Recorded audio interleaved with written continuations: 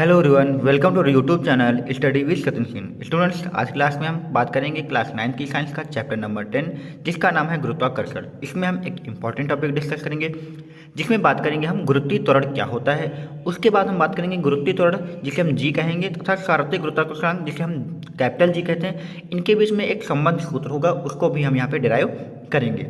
तो चलिए यहाँ पे बिना देरी किए वीडियो को स्टार्ट करते हैं और सबसे पहले समझते हैं गुरुत्वीय त्वरण क्या होता है, फिर हम इसको बाद में देखते हैं। तो गुरुत्वीय त्वरण क्या होता है, यहाँ पे मैं आपको पढ़ के बताता हूँ। तो पृथ्वी के गुरुत्वीय बल के कारण मुक्त रूप से गिरते हुए पिंड में उत्पन्न त्वरण को गुरुत्वीय त्वरण कहते हैं। इसे जी से प्रदर्शित करते हैं। इसका एसआई मात्रक मीटर प्रति सेकंड स्क्वायर होता है। तो अब इसका मतलब क्या है, मैं आपको समझाता हूँ कि जैसे हम मान लेते हैं कोई हम बॉल को पृथ्वी से ऊपर फेंकते हैं, उसके बाद या फिर हम मान लेते हैं कोई छत पे मीनार पे हम खड़े हुए, उस बॉल को हमने यहाँ पे मुक्त रूप से छोड़ दिया, तो क्या होता है देखते हैं यहाँ पे वो पृथ्वी की तरफ वो गति करती है।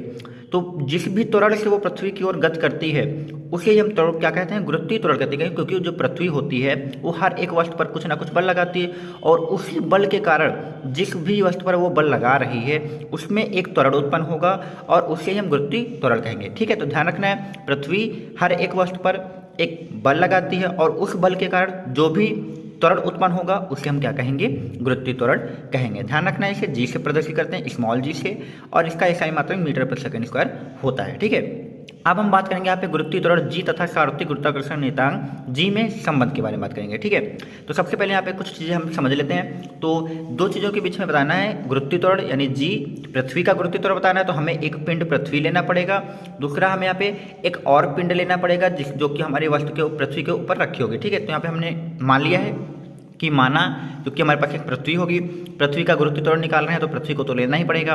तो माना पृथ्वी का द्रव्यमान m, ठीक है, कैपिटल M से हमने पृथ्वी का द्रव्यमान दिखा दिया, तथा उस पृथ्वी की जो त्रिज्या है वो r। अब यहाँ पे फिगर देख सकते हैं, ये आपकी पृथ्वी है जिसका द्रव्यमान मान लीजिए आपका ये क्या है, ये आपका द्रव्यमान m है, कैपिटल M है, और यहाँ पे कैपिटल M है, और इसकी जो त्रिज्या है वो कैपिटल R है। ठीक है, इसके बाद लिखा है कोई वस्तु जिसका द्रव्यमान m है। अब मान लेते हैं एक वस्तु है ये वाली, जिसका द्रव्यमान क्या है यहाँ पे, जिसका द्रव्यमान m दिया गया है। ठीक है, स्मॉल m दिया गया है। इसके बाद गुरुत्वाकर्षण के नियम से हमने गुरुत्वाकर्षण का नियम पढ़ा था कि जो दो पिंड होते हैं उनके बीच में एक आकर्षण बल काम करता है, और उसका मान क्या होता है मैं आपको बताता हूँ। तो कभी भी आपके अगर दो पिंड है, एक पिंड क्या मानते हैं यहाँ पे, एक पिंड हमारे पास पृथ्वी है, दूसरा पिंड हमारे पास ये एक छोटी सी वस्तु है, तो दो पिंड हो गए तो इनके बीच में क्या होगा, एक बल काम करेगा, और उस बल को हम आकर्षण बल कहते हैं। उसका जो फॉर्मूला होता है F बराबर होता है जी m1 m2। m1 m2 का मतलब है कि पहले पिंड का द्रव्यमान, m2 का मतलब है दूसरे पिंड का द्रव्यमान। तो हम मान लेते हैं पहला जो हमारा पिंड है वो पृथ्वी है, इसका द्रव्यमान कैपिटल M है। दूसरा जो हमारे पास पिंड है वो छोटा सा m, स्मॉल m वाला है, इसका द्रव्यमान स्मॉल m है, रख लेंगे।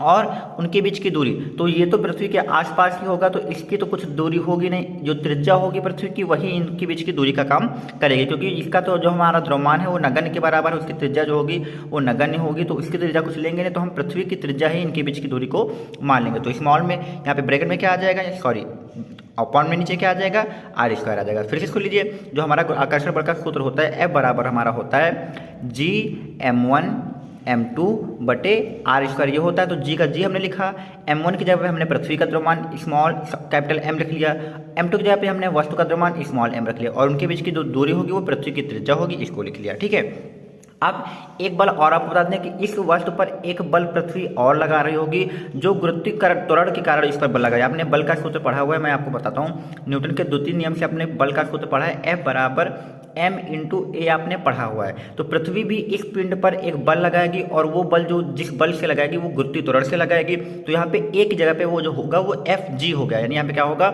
F बराबर जो लगाएंगे हम m इंटू जी लगाएंगे। क्यों जी लगाएंगे, क्योंकि गुरुत्वीय त्वरण से यहाँ पे ये जो न्यूटन का दूसरा नियम है वो किसी एक सामान्य त्वरण के लिए लगता है, लेकिन यहाँ पर जो पृथ्वी है जो भी बल लगा रही है इस वस्तु पर वो गुरुत्वीय त्वरण जी से लगा रही है। तो यहाँ पे जो a होगा उसको हम क्या करेंगे, जी से रिप्लेस कर देंगे, क्योंकि गुरुत्वीय त्वरण यहाँ पे काम कर रहा है। तो F बराबर m की जब क्या हो जाएगा, F बराबर mg हो जाएगा।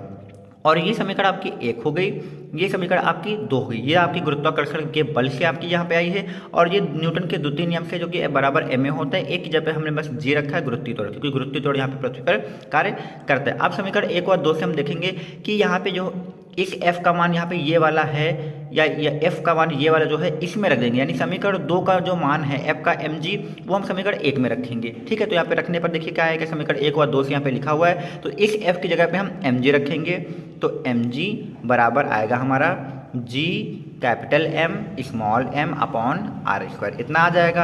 अब इधर से स्मॉल m इधर से स्मॉल m कट जाएगा, तो गुरुत्वीय त्वरण जो कि हमारा पृथ्वी का है वो कितना आ जाएगा, g m upon are square आ जाएगा। यानी जिस पिंड के लिए हमने यहाँ पे जिस वस्तु के लिए गुरुत्वीय त्वरण निकाला है जाके जिस प्रकार का, वो तो यहाँ पे है ही नहीं, और यहाँ पे है कौन, जो भी हमारी पृथ्वी है उसका द्रव्यमान है, उसकी त्रिज्या है, और ये गुरुत्वाकर्षण नियतांक है जिसकी वैल्यू आप लोगों को हमने पहले बता रखी है 6.67 × 10⁻⁻11 होती है। तो कभी भी आपको गुरुत्वीय त्वरण निकालना है तो जिस पिंड का भी गुरुत्वीय त्वरण निकालना है उसका द्रव्यमान रखिए और उसकी त्रिज्या रख लीजिए, आसानी से आपका आ जाएगा। अब हम क्या करते हैं, इन सभी का हम यहाँ पे वैल्यू रखेंगे, तो जी का मान आएगा गुरुत्वीय त्वरण। अब यहाँ देखिए एम जो हमारा है वो पृथ्वी का द्रव्यमान हमने मान के लगाया, तो पृथ्वी का अगर हम द्रव्यमान रख दें, पृथ्वी की अगर हम त्रिज्या रख दें, तो जो हमारा गुरुत्वीय त्वरण निकल के आएगा वो पृथ्वी का निकल के आएगा। तो अब हम पृथ्वी का आपको गुरुत्वीय त्वरण निकाल के आप यहाँ पे दिखाते हैं। तो यहाँ पे अब हम डिस्कस करने वाले पृथ्वी पर गुरुत्व के कारण गुरुत्वीय त्वरण की बात हम करेंगे, यानी गुरुत्वीय त्वरण का मान हम पृथ्वी के लिए निकालेंगे। तो हमने आपको बताया था कि यहाँ पे जी का मान हमें क्या रखना है, 6.67 × 10⁻11 रखना है, और पृथ्वी की बात हो रही है तो पृथ्वी के लिए द्रव्यमान कितना रखेंगे, 6 × 10⁻24 kg होता है, सॉरी द्रव्यमान बात करेंगे। और त्रिज्या की बात करें तो पृथ्वी की त्रिज्या जो होती है 6.4 × 10⁻6 मीटर यहाँ पे त्रिज्या होती है। तो इन सभी वैल्यू को हम यहाँ पे इक्वेशन 1 में रखते हैं। तो यहाँ पे देखिए हमने इक्वेशन 1 में यहाँ पे रख दिया कि 6.67 × 10⁻11 जी की जगह रखा है, और m की जगह पे पृथ्वी का द्रव्यमान हमने यहाँ पे रख दिया, और यहाँ पे r जो कि हमारी त्रिज्या है इसको रख दिया। और इन सभी को अगर आप सॉल्व करेंगे तो जो गुरुत्वीय त्वरण होगा पृथ्वी का वो निकल के आएगा 9.8 मीटर प्रति सेकंड स्क्वायर के आसपास जो आपका लगभग होगा, वो आपका पृथ्वी का गुरुत्वीय त्वरण यहाँ पे GE निकल के आएगा। GE का मतलब हमने अर्थ बता दिया, यानी आप इसी समझ जाएंगे गुरुत्वीय त्वरण जो हमने निकाला है वो पृथ्वी के लिए निकाला है। ठीक है, आप लोगों को यही वैल्यू यहाँ पे पुट कर देना है तो आपके लिए पृथ्वी के लिए आ जाएगा। इसी प्रकार से अगर हम चाहें तो चंद्रमा का भी गुरुत्वीय त्वरण निकाल सकते हैं। बस क्या करना पड़ेगा, जो हमारा m है जो कि यहाँ पे हमने पृथ्वी का द्रव्यमान मान के लगाया, बस यहाँ पे m की जगह पे चंद्रमा का द्रव्यमान रखना होगा, r की जगह पे चंद्रमा की त्रिज्या रखनी होगी। चलिए हम उसको भी आपको करके बता देते हैं। तो देख लीजिए हमारे पास यही फॉर्मूला यही रहेगा। अब यहाँ पे हम चंद्रमा की सतह पर g का मान निकालेंगे, सॉरी यहाँ पे कैपिटल G नहीं होगा, स्मॉल g होगा।